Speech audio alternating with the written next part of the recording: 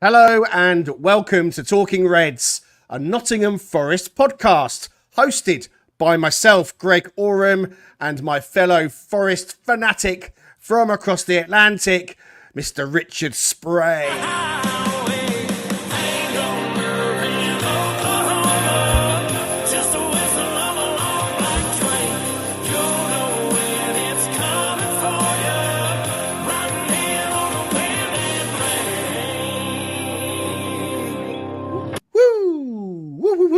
Richard, how are you?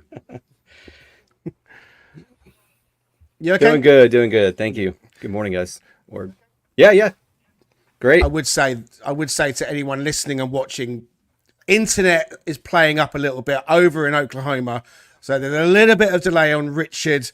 When I speak, he's kind of like, we've got that delay thing going on. So bear with us. We're going to try and fix it. He might be in and out. We might get a few more sex faces on the screen of people. So get ready for that.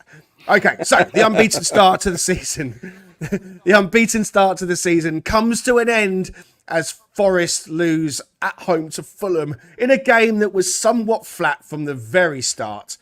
There was a surprise team selection, VAR and penalty controversy, and the Forest hierarchy yet again bemoaning the standards of officiating in the Premier League. To talk about all of that and more, joining Richard and I, we welcome our resident statto, Danscape. Hey. Good morning. How are we doing? doing? I see. How are you doing? I'm tired, to be honest. Tired. Slightly flat, like the performance. But yeah. Well, sure there's some positives somewhere. When we last saw you, you were battling illness on Friday. And then, of course, you took to the streets of West Bridgford on Sunday, taking part in the Nottingham Half Marathon, Master Dan. Tell us your time. 1 hour, 28 minutes, just around that, which was, we're really pleased with that. And it was a really good event. Like the crowd and everything was amazing. I've not done it before. Living in Sheffield, I've not ventured down to there, but it was great. Like the crowd was everywhere. There was cheerleaders, loads of people out there supporting, and kept me going definitely in the second half of it. So yeah, thanks to anyone who turned up and cheered. It does help. Well done. I mean, that sort of time sounds pretty decent. I think it would probably take me that time to go probably 1 mile, let alone, what was it, 13 and a bit, something like that? 13 and a bit. Yeah. So well done to you, mate. Well done. And I saw you had your trophy that you hopefully are polishing nicely. Making sure that it's glistening and getting the attention it needs. So well done to you. Well done to you. If you are joining us in the comments, we hope that you will say hello. Good morning to Gary Lamb. Nice to have you with us again, Gary. Always very supportive. And anyone else that wants to chip in the comments, please do so. Hit like, hit subscribe. If you're listening on Apple or Spotify, give us a 5-star review, if you wouldn't mind. Write something out. Say something nice. It goes a long way to helping us. Right, before we start, I want to pose something new. I'm going to try and give a Forest quiz question to the audiences, to the masses. Something for you to think about. Dan and Richard may know the answer. We'll reveal it later on. If you know the answer, you may, of course, wish to put it in the comments. That's fine. If you're listening at home, you may cry it out loud and your family and friends will think, what on earth is he talking about? But here's the question. Here it comes. Which Doctor Who actor played for Nottingham Forest in the Academy? So which of all of the plethora of Doctor Who actors played for Nottingham Forest in the Academy? Have a think about that. It's an interesting one. It's one I didn't know until recently, but it might be something you already know. Before we get into it, Paul Morley's joining us in the chat. How you doing, Paul? Mark Hill, great to have you back with us, Mark. Thank you so much. And Mickey Toast. Get that butter out, Mickey, on that toast. All right, let's get into it. Fulham, team selection was the big talking point, Richard. As we tried to digest and dissect and think about who was going to line up against Fulham. We chatted about it with Danscape and Paul Morley. We chatted about it in the opposition fan view with Matt Druitt, and that was a brilliant episode as well. But we had another surprise, didn't we, Richard? Tell us what you thought when you saw that team selection, and what was Nuno playing at?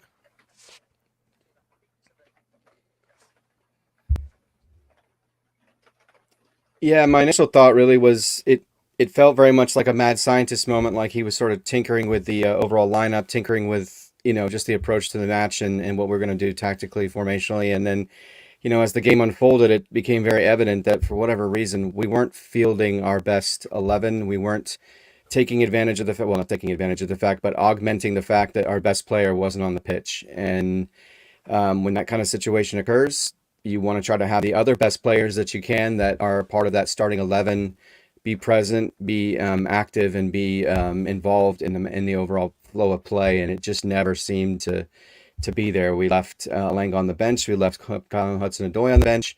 And from what you can see by looking at the overall setup from the very get-go, that initial setup showed that we virtually had no spine to the team, at least not the way that it at least presented itself. So not exactly the most effective way of operating, it seems, and it certainly seemed to unfold that way throughout the course of the match. So, yeah, a little disappointed. Hope that it would be something that Nuno had kind of had a lot of thought, put a lot of thought into, a lot of analysis into to derive that formation. But I don't know, left questioning that in the end. Sure. I mean, we saw the formation, didn't we? And it was an interesting one, to say the least. I popped the teams up on the screen, Dan. So for those that need reminding, it was a back four of Ola Aina and Moreno in the fullback positions, Milenkovic and Murillo in the centre backs. And then this is when it got interesting. We thought we might go 4-2-3-1 or 4-3-3. But it was kind of a 4-4-2 on paper, with him packing the midfield of Dominguez, Yates, James Ward-Prowse and Elliot Anderson. And then, lo and behold, Taiwo Awoniyi and Chris Wood up top. I mean, tell us what your thoughts were, Dan, when you saw that formation. And, did you kind of get it, or did you think this is a little bit of a step too far? I guess in the preview show, I'd said we should kind of go for it because we take advantage of the away form and the victory at Liverpool and go for it. And I suppose playing your two strikers is doing that. He's kind of done what I'd hoped we'd do in that way. But then when you look at the midfield selection, that's where the question marks come in. Having the four central midfielders playing all across the line there, having Anderson and Dominguez on the opposite sides, and we've seen them play at all so far as well, was a surprise. And then you start to think, right, well, how's this going to work?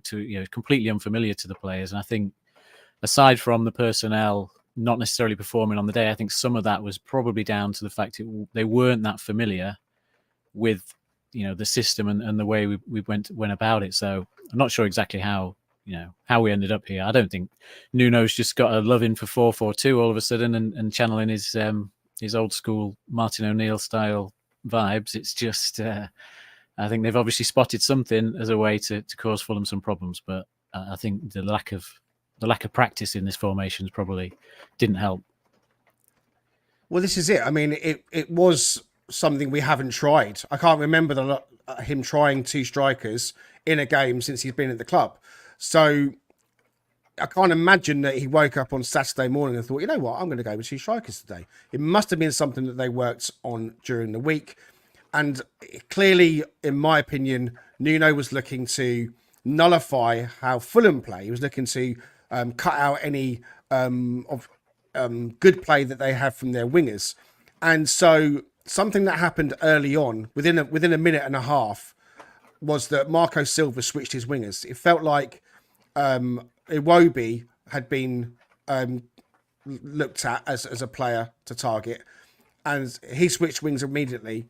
But Dominguez, who it felt like was going to be lining up against him, stayed where he was. And so with the inability to adapt to a change that Fulham made, is that a mistake, Richard, do you think? Do you think that Nuno, whilst he's working on a way to cope with Fulham and what Fulham have, does his in-game management still need perfecting just a little bit?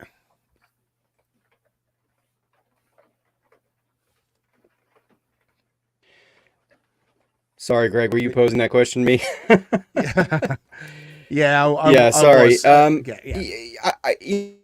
Yeah, up until this match, I would have said not really. I never felt that moment of like trepidation, saying that, oh gosh, this is not really the direction we want to go in. I don't know what he's doing here, kind of thing. And it just felt like the way that it was initially set up, and just generally how things unfolded, it it put him in desperation mode to try to create some sort of intensity or intentionality to how we were playing, and then it just felt at that point it might have been too late because there just wasn't a whole lot being manufactured. We weren't building from the back. We weren't really creating a lot of significant opportunities. We weren't really doing anything that you would deem to be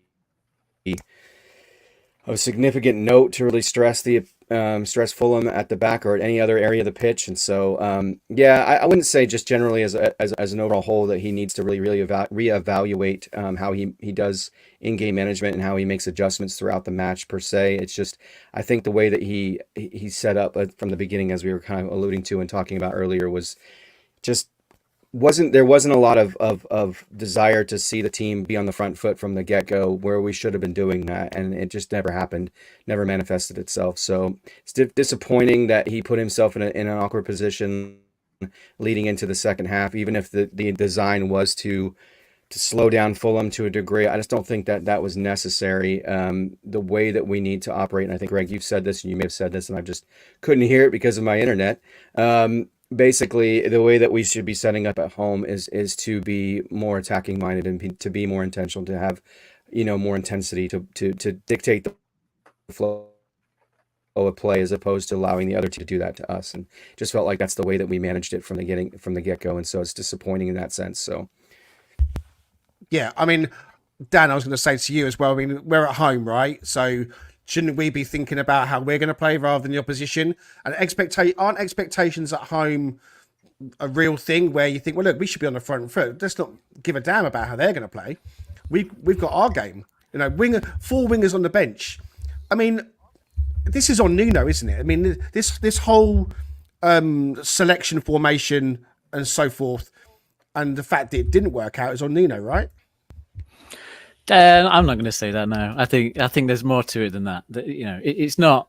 Ultimately, he makes the final call and he decides the final team selection. But there's a lot of input goes into the game plan for this. I don't think it's a case of Nuno waking up one day and feeling slightly more negative or slightly more positive about how we go about the game. So, there was clearly a game plan that didn't quite work out for us, because. Again, having Chris, I mean, effectively Chris Wood was there to fill in the Morgan Gibbs White role. I think we were all saying, is it Jota, is it Anderson? And I think in reality, what the plan was is that Chris Wood would, drop into the hole, Taiwo would run in behind and cause them problems. And I think in the end, Chris Wood was probably the least effective player on the pitch. He couldn't do that. He couldn't get involved with the game. He didn't really end up contributing anything apart from potentially, obviously, the offside goal would have been all important, but I don't think it was... Sorry, Dan. Sorry to interrupt you, but doesn't that kind of go back then to Chris Wood first coming to Nottingham Forest? He first arrives at Nottingham Forest, and he comes in and doesn't get going. He scores that goal against Man City. We're all very grateful for that, but no one was particularly fond of him as a player until we started playing to his strengths. And we started using Chris Wood in the way that Chris Wood needs to be used. So isn't this an example again of actually, if you're going to play Chris Wood in the team, you've got to play the players around him that's going to get the best out of him. And so therefore, perhaps it was never going to work. No, perhaps it wasn't. No, I think, I guess it's hard to drop Wood to bring a 1 year in. So then once you want to play a 1 year over Elanga or Hudson-Odoi, then you sort of having to ask Chris Wood to drop into that deeper role. And he's actually done all right in that role in other games, hasn't he? Like at Brighton, for our second goal, he dropped in there well and linked up and kind of created exactly the move I think we were trying to do in this game, but have a 1 year speeding through instead of Jota and Sosa. So I think there was clearly a game plan there, which I don't think was entirely defensive, but we've got to face facts that Nuno's foundation is to be defensively solid. We've done that all so far this season. It's just we've ended up with getting the goal or getting the draw to win or draw a game. So I don't think it's any different to what we've already seen this season. I don't think he's suddenly become more defensive. I think in this instance, the game plan didn't work well enough for us to get the goal, albeit by whatever 2 centimeters of Chris Wood being offside. Otherwise, that game completely changes if we go ahead. It's just, yeah, there was just something off with it, and I think Chris Wood was probably the player that disappeared the most from the game, and we didn't execute whatever the plan was. We didn't execute it. So it's 0-0 at half time.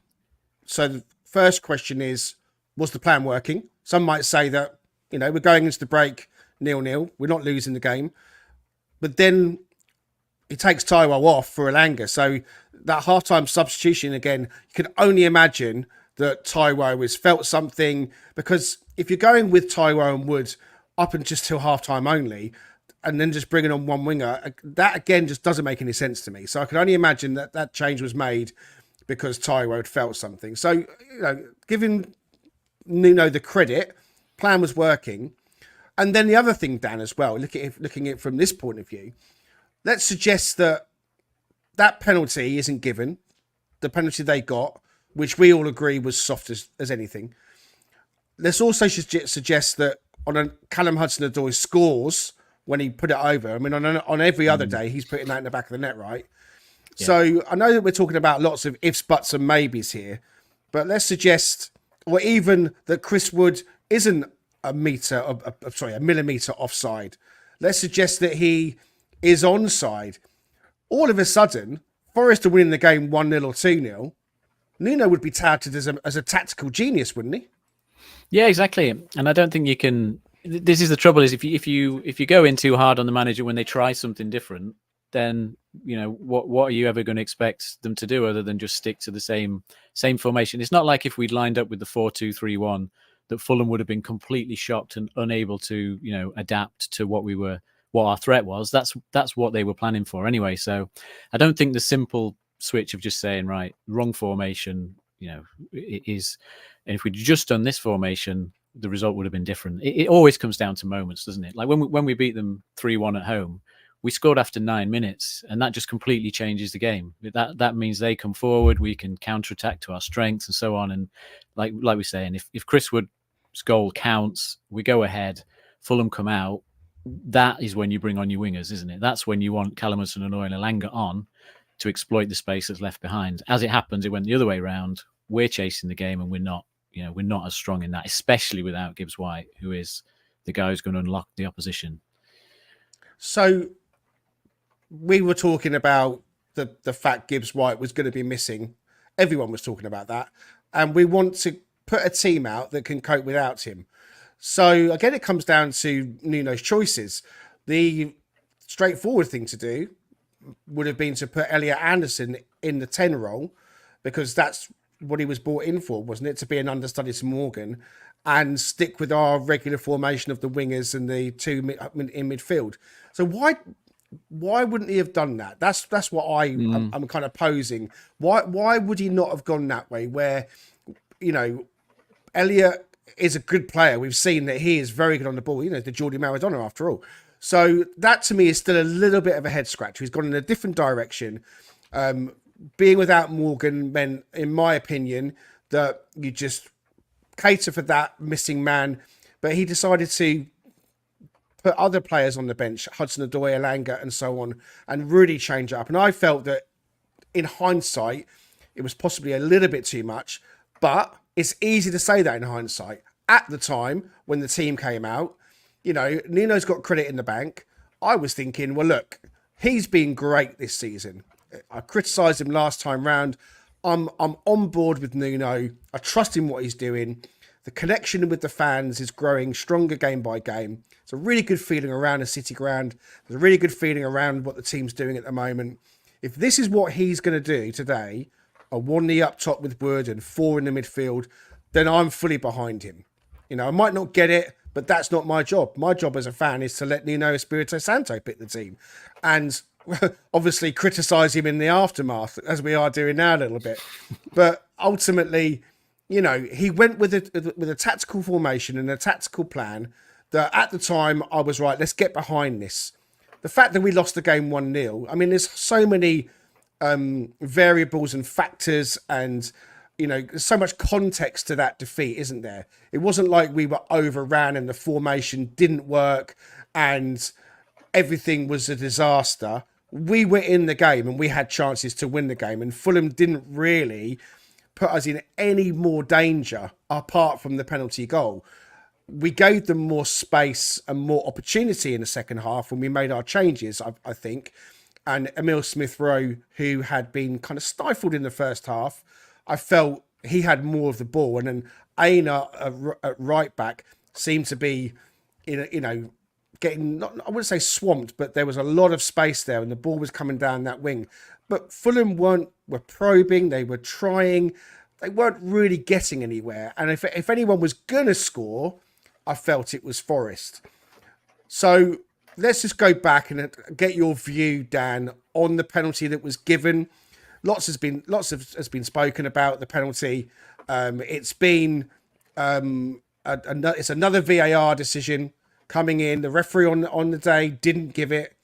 How did you view that penalty decision? And at the same time, you can tell us about the Alanga shout and why that one wasn't given. So sum all that up for us. And before you do that, I would say Richard's had to leave us because his internet has gone a little bit wonky donkey. So we're going to press forward without him. If he can get back in, he may not. But in the meantime, it's going to be just Dan and I. So do chip in the comments, please, as well to help us along. Over to you, Dan. It is a ridiculous penalty to give. I don't think the referee sees it on the day, which is why he doesn't give it, which is fair enough. But the fact that VAR have decided that it's worthy of such intervention, for me, is just crazy.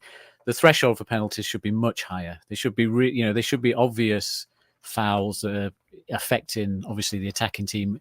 In that instance, both players are running away from goal. The ball isn't under control by the attacking player. It's it's a floated ball that's kind of he might or might not reach. So then the fact that it's just an accidental kind of clash of legs because they're both looking at the ball ahead of them. The fact that the VAR has decided that that's so important of an error by the referee, or that he needs to have seen that, for me is just crazy. And they're just, if we're going to be giving penalties for things like that, then there's just going to be too many penalties. So it was very soft. Like you say, it was pretty much the only way Fulham were going to get a goal out of that game. We kept them very quiet, so 50% of our game plan worked.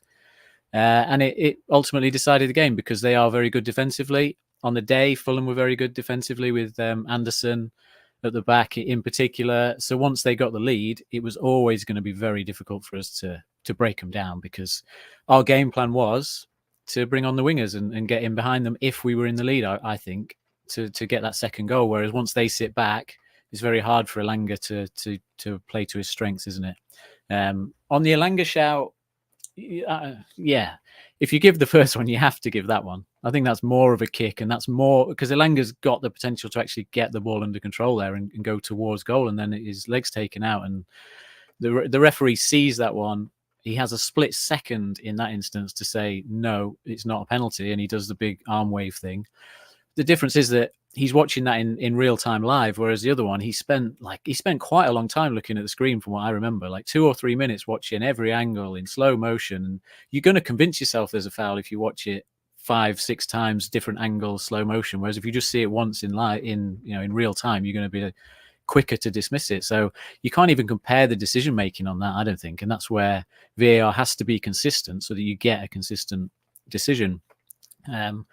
What I would say on the Alanga one, though, is that was our best, before his foul, regardless of penalty, that was our best chance for a goal in that second half. If you watch it back on the highlights, our press actually causes them some problems for once. I think Traore comes in, miscontrols the ball, Wood gets it, and we're 3-on-3.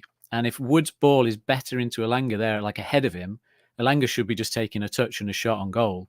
Instead, Wood's ball is short, which brings the defender back into play.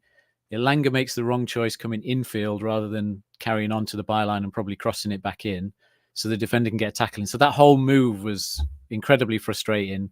The penalty shout's not given. And then within the same passage of play, Callum Hudson-Odoi has his little run because we recycle the ball around for Murillo. So that like 2 or 3 minute passage of play defined the whole game in the end, because we probably should have scored with Alanga's chance. We probably should have had a penalty, and Hudson-Odoi on 9 times out of 10 scores his chance, all in that 2 minutes, and you've got a totally different game. Well, you're absolutely right. And it was a shame that the Elanga incident, yeah, it felt like we'd kind of nicked the ball. The through pass from Wood was poor because we made a hash of it, and it meant that Elanga got pulled down. If that had been given on the pitch, VAR wouldn't have intervened to overturn it. I think we know that. But obviously, having seen in the first half the referee not give the Murillo one, and to clarify, Paul is right when he says that the VAR instructions to the ref was that the Achilles was raked. Now, okay, fair enough. There's a coming together in the box, and I think you said, Dan, that if you've got two players coming together in the box and touching each other and touching feet, and the ball is nowhere near them, and one of them goes down, is it really appropriate that a penalty kick on goal to score is really the right sensible decision? It feels a little bit heavy-handed. Gary's right and correct that no Fulham players seem to shout up. Obviously, Pereira went down like he had been shot, but that is what he does all over. Their bench went mad at it, which I think is daft as well, because again, they couldn't see what happened.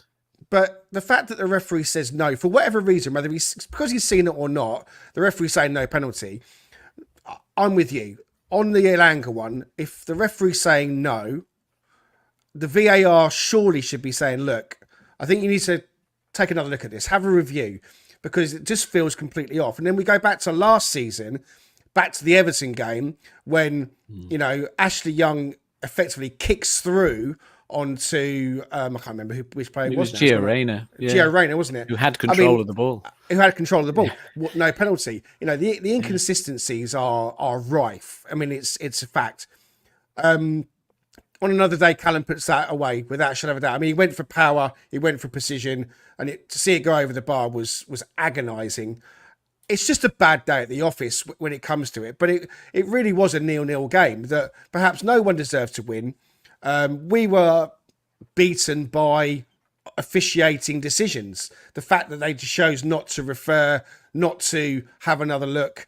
But ultimately, we've got to take care of ourselves. We've got to be the ones that stand up and create chances and not leave it down to decisions of others.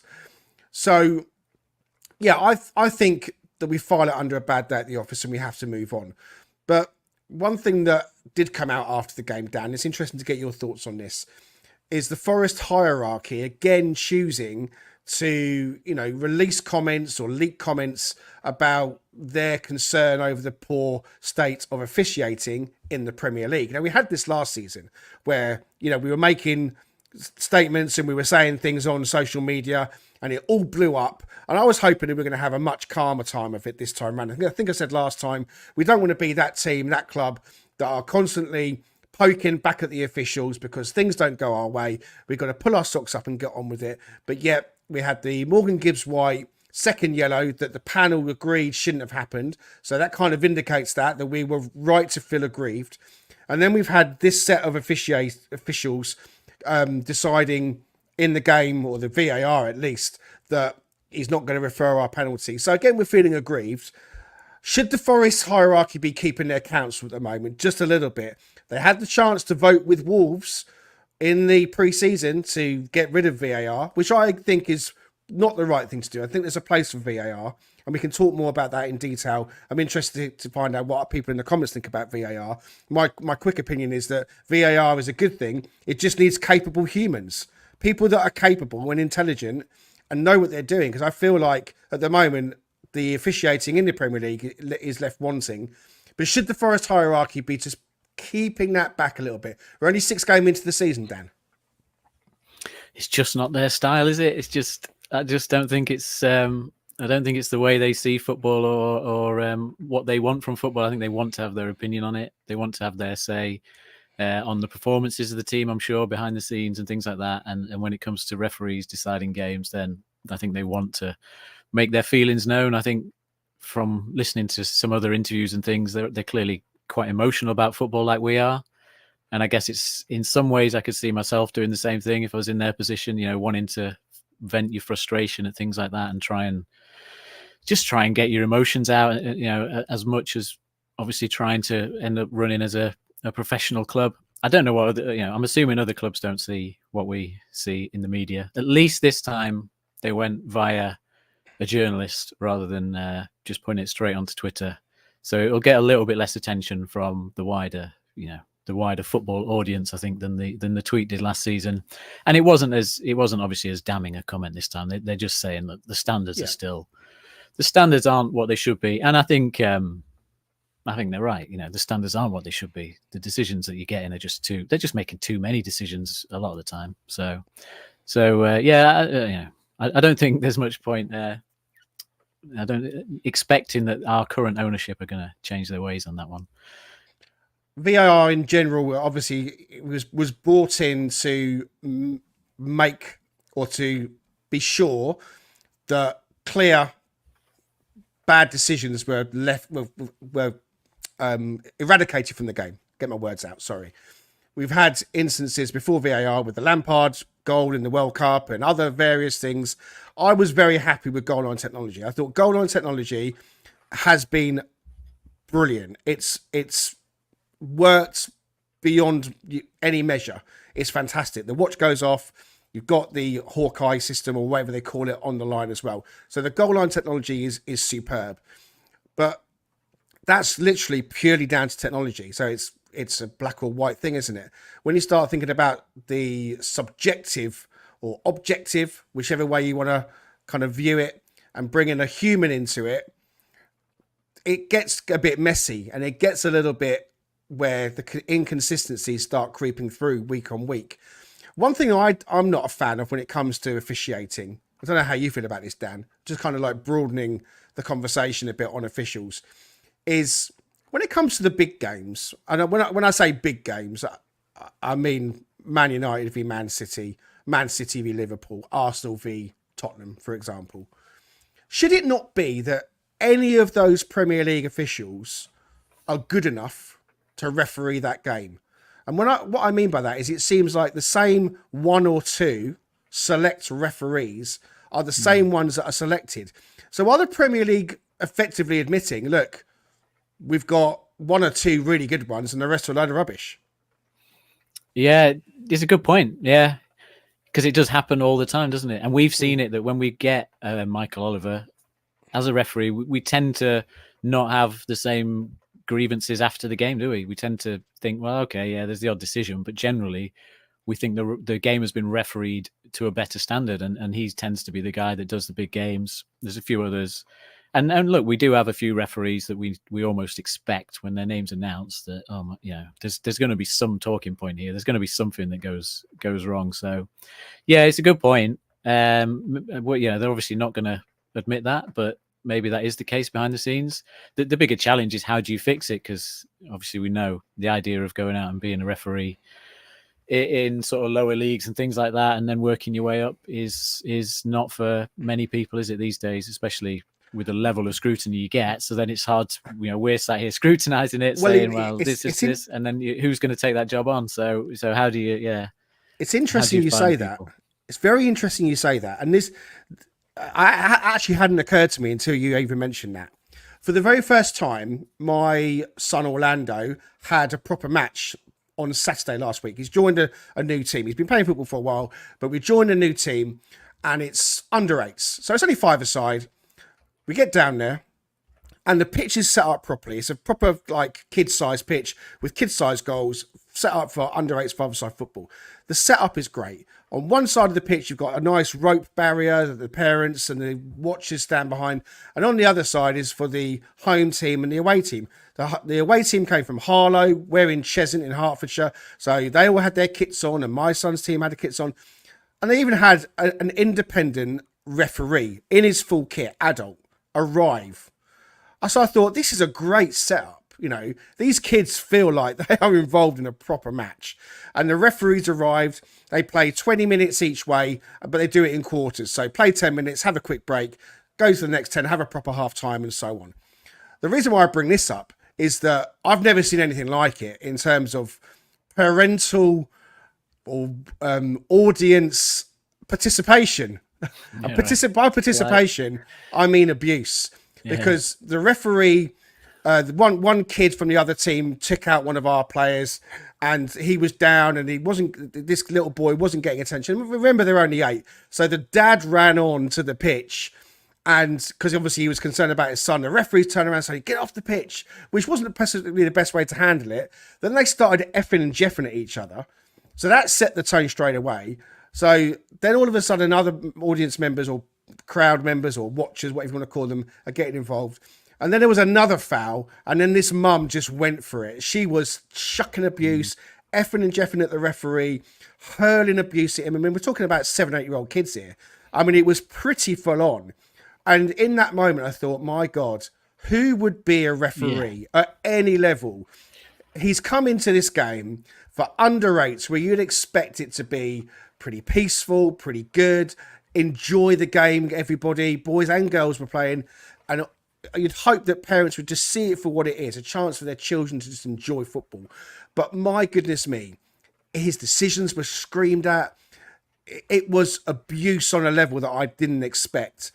And so it made me realise when you were talking then, Dan, that it's from the bottom up. And these kids, the children that are playing football, I mean, my son's say it the same. If he scores a goal, he's off like he's Ronaldo. And he does the soo thing. And all the other kids are doing their, I mean, Orlando does the Gibbs White, he does the Callum Hudson-Odoi. Does he not do that one? Yeah. Oh yeah, he does them all. He loves Ronaldo, but he started doing Morgan Gibbs White, and especially Callum Hudson. And every time a player scores, his first thing is, "Oh, what's their celebration?" So the kids are copying the players, but then they're also copying the attitude towards referees, because you've got some of the little blighters also chirping in at the referee. That are like, so there's some under 14s watching as well. They're only like 13, 14 years old. So look, I guess what my piece here that I'm saying is, we've got to be a little bit more understanding that referees in a difficult position. All right, they don't go into this to make decisions or mistakes on purpose, do they?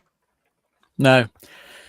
Should Orlando not be doing the Jota Silva mask one? He's got that one line. He's got already. Yeah, he hasn't scored that many goals. He hasn't scored that many goals yet. Look, I'd have all the sympathy in the world for the referee on the decision on the pitch getting decisions wrong. I never really think you should go in too hard on that side of it. And it does, this is the downside of obviously the ownership's comments. And for example, on the penalty, like I say, the way the Fulham bench reacted as if someone had been shot, and they're jumping up and down as if it's the most obvious foul and penalty. Pereira's diving to try and con the ref on the pitch. That is not an easy way to make decisions when you've got both sides are just obviously biased in their view. So you've somehow got to, come up with decisions on the pitch in a split second. So I would never go, I think it is daft to go in too hard on referees on the pitch most of the time.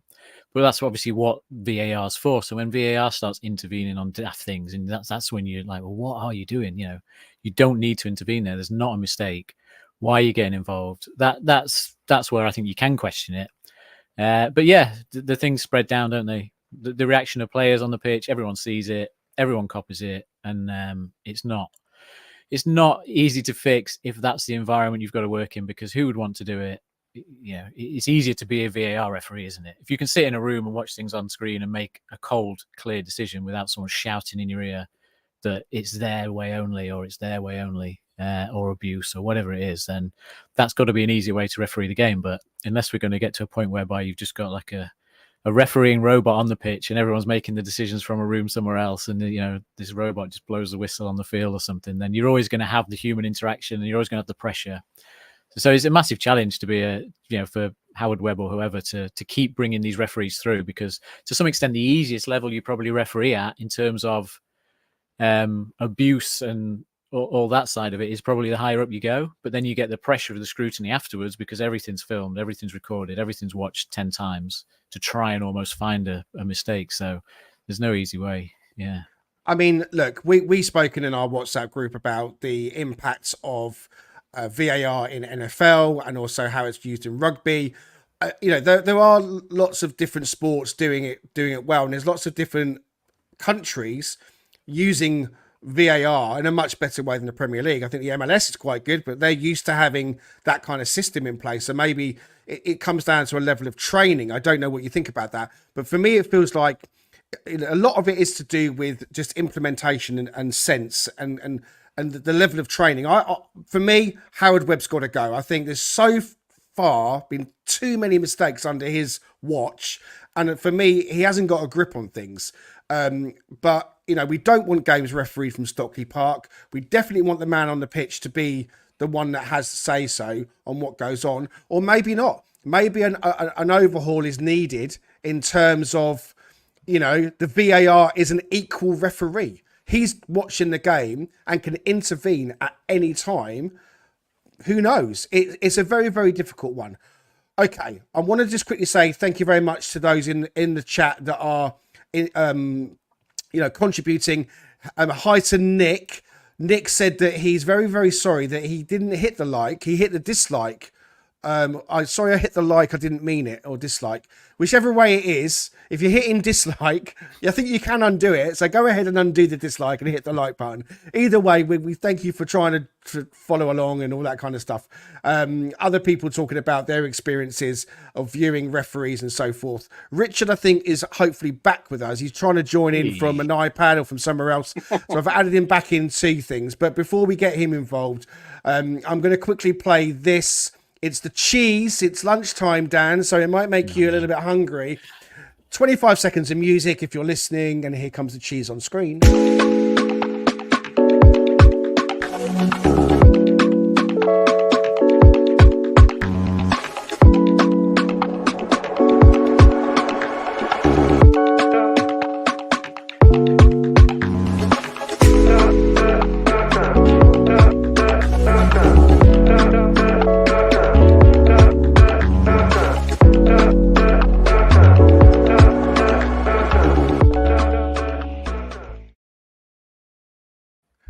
I very much do like my cheese. If only I could have some nice chutney to go with the cheese, it would be ever so nice. Oh, look, there we have some Cheese Trader autumn chutney with black sheep ale cheese chutney. Yes, it's very nice. This came through to me. I'd forgot. I put it in the cupboard. Forgot all about it. So there is the Cheese Trader autumn chutney with black sheep ale. Yummy, yummy, yummy. Contact Stu Freestone if you fancy some of that and some cheese. He's the guy that sponsors Talking Reds. He's in York. All the bits and pieces are in the bio. You can go and find him. Don't forget your 10% discount when you comment and quote Talking Reds. Richard, are you stressed out? Extremely. I was just telling him everything was conspiring against me. My daughter locked my iPad. We had an internet outage. It was a comedy of errors, unfortunately. Well, you've missed it. You've missed it all. I know. You've cut back and you missed it all. I know you have. Look, I mean, you've heard what Dan and I were talking about. We've been talking about the game, the penalties, the Elanga, the VAR, the wider VAR refereeing, situation. Give us your thoughts on all of that, if you can. Yeah, you kind of touched on it a little bit, and my son and I were watching Monday Night Football last night with American football, and there's still moments, and I was being very proactive in terms of watching how everything unfolded because of the way that the technology they're deploying, everything defers back to a centralized location in terms of how they assess a particular incident. There's been a massive amount of time, energy, money, and so forth that's been put into this, to the point of which they're having ownership meetings and they're getting into a lot of the minutia of how they look at each individual foul, how they look at each individual touchdown play, because every one of those is reviewed. So I look to that to a degree, and I think you alluded to this in relation to rugby as well. They've got two things going on that I like, one of which is it's very clearly defined as to what constitutes, say, a quote-unquote foul or penalty within the confines of a game. And it's a lot less gray and a lot less interpretive and sort of moments, and it's very definitive. And even if that's the case, they always immediately defer to a for lack of a better word, a third party that's operated out of the headquarters of the NFL. So it's not another referee that is assigned to that match that happens to be working the VAR that day. It's actually a set of referees that are specifically trained to assess things through that lens. And so they're a separate body. To me, maybe I'm just biased because I love my American football as much as I love my international football, but I think that's a much better construct than what we're dealing with now. I think, to your point, Greg, it's not necessarily has to be a situation where you always got to have you have to have an ex-player. right? Because inherently they're going to come in with some bias as well, right? In terms of how things are evaluated. But if you have a well-trained independent body that is governed by, yes, in this case, like maybe it's like a PGMOL, it's the NFL itself, but they're highly trained and it's intense assessment of how they operate, and they are tested over and over and over and over and over again in the off season and other intervals to try to get things right and to try to manage the situation better. I think that to me is where we need to head, and then the actual explanation of what they've seen.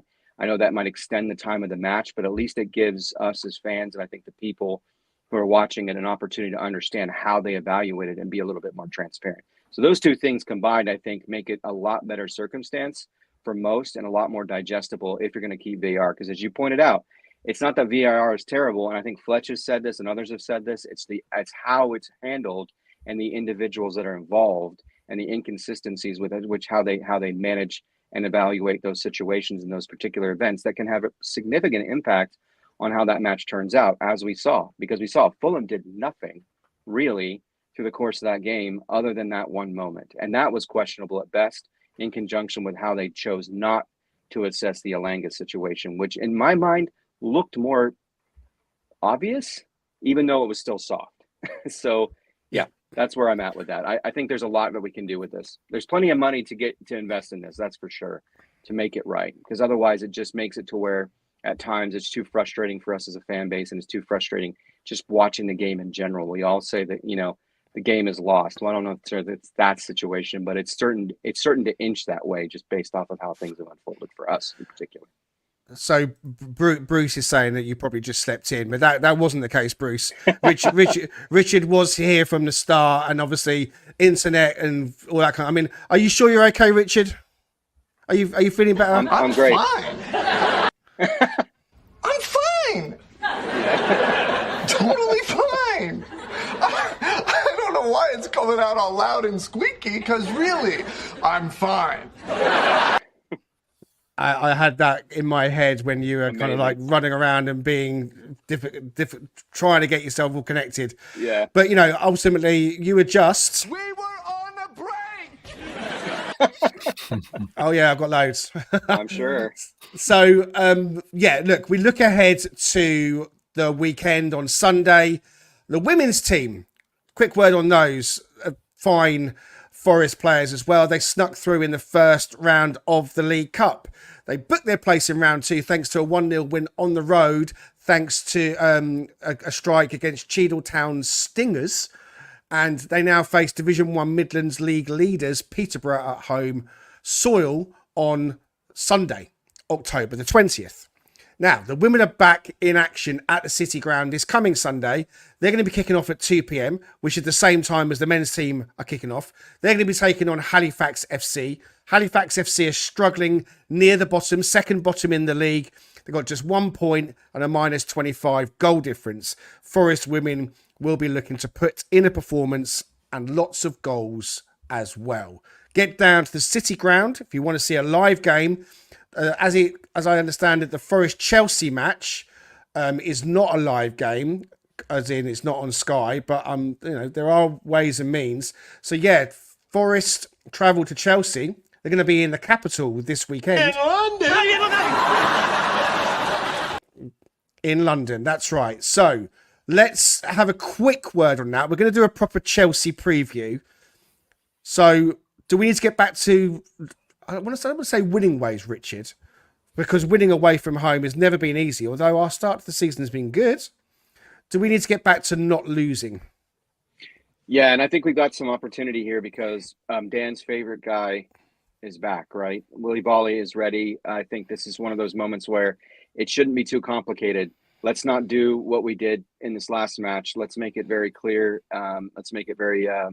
specific and intentional, and let's get a back 3 going, because I think that's the opportunity we have in this match, and that's kind of what we've talked about as being probably the most ideal. If you're going to vacillate between different formations, we'll play the 4-2-3-1, and then when you're at home with an attacking presence, and then if you're going to go to a place like Stamford Bridge or to the Etihad, you're going to do that with a back 3. And I think having Willie Bally back is a great opportunity to see how you can sort of construct that back 3 utilizing Murillo Willy Bolly, and then Milinkovic potentially. So, or if you want to go with a back four, I don't think that's going to be a terrible option because you've got the opportunity to kind of deploy those sort of wing backs, as it were, to try to contain some of the pace and some of the stress that can be generated from players like Palmer. So it'll be interesting to see what he does, as it is every single week. But I'm hoping we kind of go with that back three because I think that's a good option for us on in an away situation. Although we've been really good away, and hopefully we see the blue shirts again, and the magic returns with the blue shirts. That's what we need to see. Well, we won't see blue shirts because Chelsea play in blue, so it will probably be red. Yes. But did you say Willy Bolly? We've got big Willy Bolly. Oh, and he comes from Cote d'Ivoire. With a great tackle, he will get a red card anyway. Fuck the PGMO, There you go. For today, huh? Well, exactly. F the PGM. Oh, well, Willy Bolly. Yeah, I know Dan. Well, he's your guy. You know, Willy. If we go to a back three, just briefly on the game, I don't want to get too much into it because we're going to do a preview at the end of the week. But if we go to a back three, and I think a back three is the way to go as well, personally. Maybe you don't, Dan. But if it is a back three, do you think Willy Bolly would be the man to come in, or might it be Morato? Yeah, it might be Morato now, mightn't it? Having seen him come on twice on that left-hand side, maybe Milinkovic suits.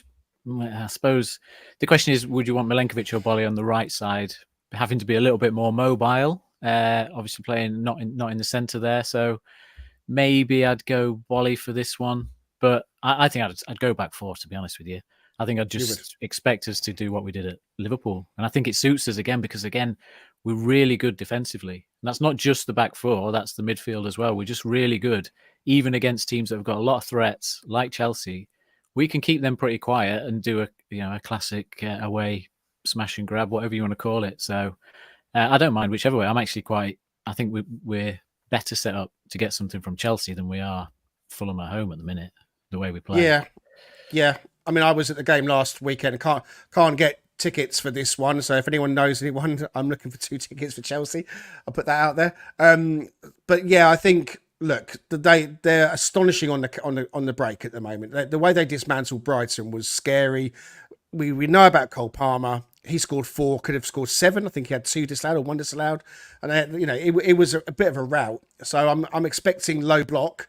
So probably back 4 then, low block, similar to Liverpool. We'll talk more about Chelsea as we go into our review at the end of the week. Okay. A few people still watching along, and so thank you very much for joining in with the comments.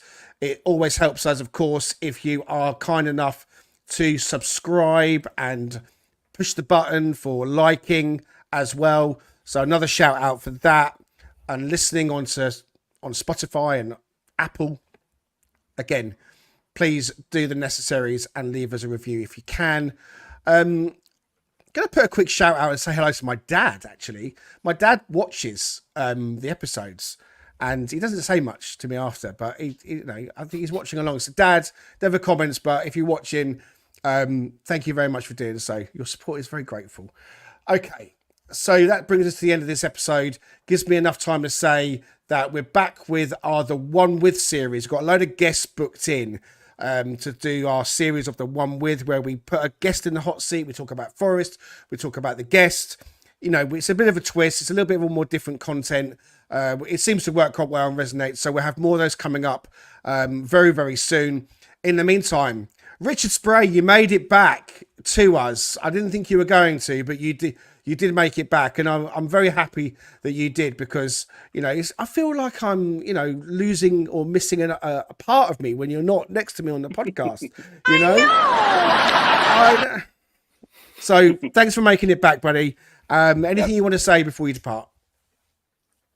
No, nothing specifically. I just want to shout out to my son, who some of you may know. He's got autism, and so he struggles with a few things, but he is taking on a new venture. So if anyone knows anything about digital animation and can connect him with somebody who's good with digital animation, he's doing that right now. So I'm excited for him to have a chance to develop a quote unquote career for himself. He's looking forward to it. So it's always good as dads, as you know, Greg, to see our kids get passionate about something and do something that they really are excited about. So shout out to my buddy for taking on that new challenge. amazing, and maybe Jimmy is the man to have a chat with. Because Oh yeah, good point. his animations and tunes are amazing, as we know, absolutely. and he animates some of those. So maybe our good friend Jimmy might be able to give him a bit of advice. I don't want to speak for Jimmy; maybe he's busy, but yeah, Liam, absolute legend. Good luck in all you're doing there, buddy. Dan, thank you so much again. We didn't get a chance to get your stats up on the board because Richard had them loaded, and then obviously we lost them. So thanks for the stats that we were going to produce. Yeah, sorry, it kind of went a little bit kind of ad hoc halfway through or so. But Dan, thanks so much for joining us.